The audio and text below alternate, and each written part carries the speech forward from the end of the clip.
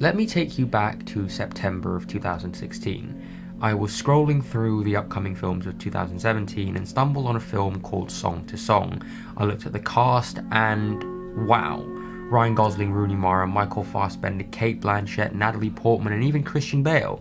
Pretty much all of my favourite actors in one movie. So I looked at who was directing this thing. What kind of mastermind could possibly gather this kind of cast? And it was Terrence Malick. The only thing 15-year-old me knew about this Terrence Malick was that he made a film called The Tree of Life, which was meant to be pretty good. So as you could imagine, I was beyond excited for Song to Song. Fast forward to February 2017 when the trailer came out. I was like, Needless to say, I was not aware of Malick's style. Then I completely forgot about this film for quite a while and finally got to see it around June. I was pretty excited and then I was, what the fuck?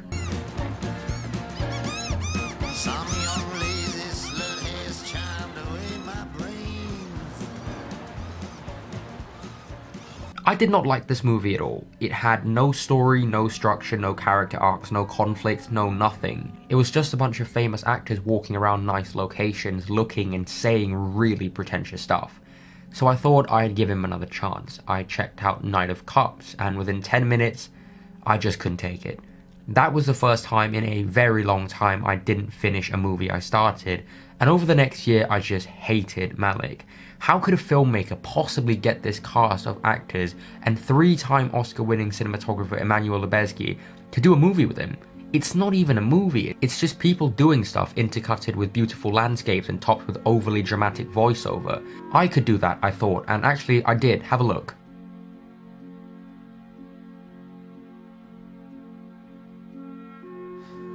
The trees, so green, and the grass is green as well.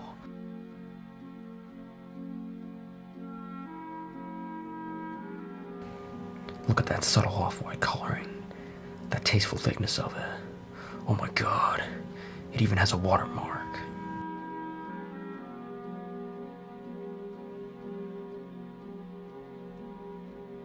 I thought it was a lazy excuse for filmmaking and shouldn't even be classified as filmmaking. The problem with Terry, which I soon found out, is that he needs a writer, desperately, because he insists on doing everything, as we all know, and he insists on writing and overwriting until it sounds terribly pretentious. You have to work terribly hard to make it sound real. Next up was The Thin Red Line. This was pretty good. Certainly a step up from the other two, but again it just felt kind of meh. Like, how am I supposed to care for these characters? What is this story building towards? After that was The Tree of Life, and yes, I also did not like this movie. I saw The Tree of Life in June of 2018, and over the next couple of months I would watch a lot of great films. I discovered Hitchcock, Kurosawa, Leone, so many of these masters of cinema that I instantly connected with. You know what else I connected with? Badlands, directed by Terrence Malick. I love the movie. Unlike his other films, it had actual characters, an interesting story, and a much more conventional structure. I moved on to Days of Heaven, which I also really liked, and after having exposed myself to a lot of new films, and I'm talking hundreds, I thought maybe I should give Malick another chance. I watched The New World and I liked it quite a bit, same with Knight of Cups and Tree of Life, films that I had despised. I think maybe it was because I had watched a lot more conventionally structured films and was intrigued by something new. Maybe it was because I had made films in between these viewings and had a newfound appreciation for Malick's work. I still liked his first two films a lot more, the ones that were more like normal films, but despite not fully loving his later work, I just couldn't stop thinking about them. A couple weeks back I watched To the Wonder and then Voyage of Time. Didn't love them, but I was still really intrigued. How did I go from hating this guy to being entranced by his process? And after a lot of thought and watching a lot of interviews and all the rest of it, I have come to the conclusion that Terrence Malick is the Picasso of cinema. For those of you not too familiar with Picasso, this was a guy who was able to accomplish basically photorealistic paintings at a ridiculously young age, but spent the rest of his career doing stuff like this. Why? It's not exactly something the average Joe would want to have in his house. I personally don't see them as mind-blowingly beautiful, but they're so valued, and I'd be lying if I said I wasn't intrigued. There's something about them, something unexplainable that draws me to them, and the big question is, Why would someone who can do this choose to do this? That's Malick. He's proven with his first 2 films that he's perfectly capable of making well-structured films with a story and characters with arcs, but the guy chose not to. Look, I think he could impeccably execute, you know, a more traditionally scripted film and with different goals, but it doesn't interest him right now. You know, he's like, he just can't bring himself to do that. He feels bored with it. And so as opposed to an awful lot of directors where you'll rehearse and kind of, oh, now we're really nailing it. Now we've got the perfect moment because that helps with the next scene. Terry goes, ugh. He can make conventionally good films just as Picasso could produce works that would be considered objectively great, but neither of them chose to go down that path, and I think that's worth talking about.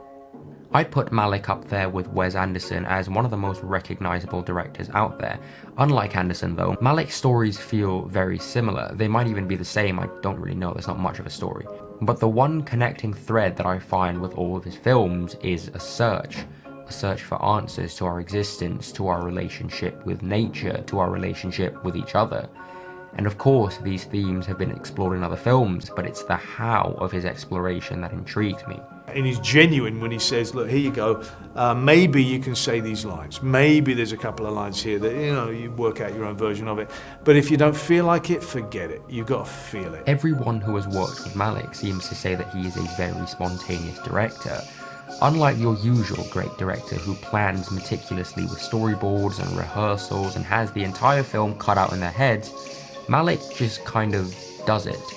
When I went out to shoot that quick scene with my friend, I didn't have a script, I didn't have any idea of what I was filming, except that I would move the camera around and get some shots of nature. I just told him to walk around looking as pretentious as possible. Nothing was planned, it was all instinctive. He walked where he wanted to walk and I just followed. I moved the camera how I wanted to without any real motivation as I usually do. And of course, you could interpret that as lazy. The 15-year-old me who hated Malick's films also thought it was just laziness, a lack of preparation. And then he edits his films in such a way that he cuts everybody out of them, you know, the story of Adrian Brody. Didn't even know. Going to the premiere and He was the not lead. seeing himself on the screen. He was the lead in the movie. Yeah. I was in that film. I was cut out too. I was happy. The Thin Red Line. Mickey Rourke was in it too, wasn't he? He was the lead. He was Adrian originally was the lead. He was the lead in the movie. No. He went to the premiere. Yeah. And they didn't tell him? They didn't tell him. I think he found out maybe at the junket when they said, "And what part are you?" But he was a cover of Vanity Fair and all that stuff. But yeah. So anyone who gets involved with a Terry film, they know that, look, I'm either not in the film or I might be the lead in the film. You know? Watching interviews with actors, especially that Christopher Plummer one, infuriated me even more because the guy seems to have no respect for actors whatsoever. Every decision made seems to be on instinct, and I just didn't really like that. But what I've realized by watching his films and trying to copy his style is that everything feels a lot more natural. We weren't creating a new reality, we were simply capturing this one with no idea of what could happen. We know as little as the audience and are just as interested in where the story could go as they are, and every other aspect of this film reflects this. When looking at Lubezki's work with Cuarón or Inarritu, his camera is very free-flowing of course and captures reality with a level of authenticity, but he knows where the camera will be. He knows how this section of the long take will be executed, just as I'm sure these shots from Badlands and Days of Heaven were very intentionally composed. Whereas here, it seems he's just following the actors who, as Bale says, are given very little direction and just kind of do it. The same thing with the music, same thing with the editing, same thing with the costumes. It's all just instinctive. But similar to Picasso's work, it achieves an effect that is unlike anything I have ever seen. It might be lazy, it might be inconsiderate to directors who spend months, if not years, planning their films, and it might not even classify as filmmaking to some. It certainly didn't to me a few years ago. But I will admit that no one can deny that Malick's process is interesting.